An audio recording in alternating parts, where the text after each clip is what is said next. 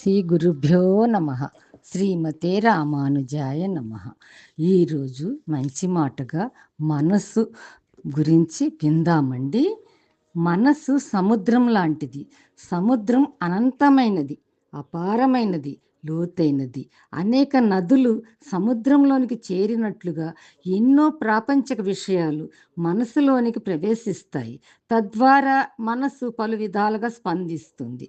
పంచ జ్ఞానేంద్రియాలు వాటి ధర్మాన్ని కొనసాగిస్తాయి.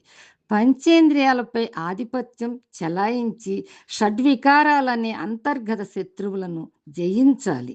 అప్పుడే సత్వగుణం మనసులో ప్రోధ్ చేసుకుంటుంది.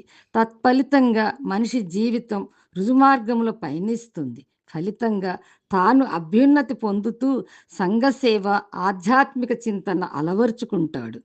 ధర్మరాజు జూదమాడి రాజ్య సంపదను, ఆలిని, సోదరులను జూదములో పణంగా పెట్టి ఓడిపోయాడు. జూదం, జూదరి రెండు దోషపూరితములే.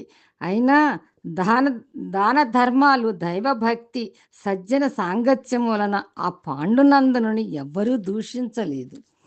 దుర్యోధనుడు ధర్మాతిక్రమణ, అసూయ మున్నగు దుర్గుణముల వలన లోక నిందకు గురైనాడు.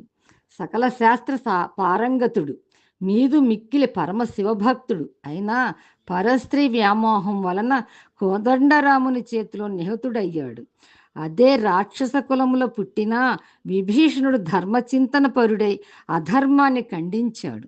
తాను మాత్రం ధర్మ మార్గాన్ని వీడక జానకి వల్లభుని ఆశ్రయం పొందాడు. స్వర్ణలంక సింహాసనాన్ని కైవసం చేసుకున్నాడు. మనసును అదుపులో ఉంచుకున్న వానికి జీవితం ఒక నందనవనంలాగా భాసిస్తుంది. దుర్మార్గముల పయనించిన వానికి జీవితం గాఢాంధకారం అవుతుంది. అందుకే చేసుకున్న వారికి చేసుకున్నంత నారాయణ అంటారు పెద్దలు. వేప విత్తనం నాటిన వానికి మామిడికాయలు రావు కదా. కర్మఫలాన్ని ఎంతటి వారినైనా అనుభవింపవలసిందే కదా. సర్వే జన సుఖినో భవంతు, లోకా సమస్త సుఖినో భవంతు.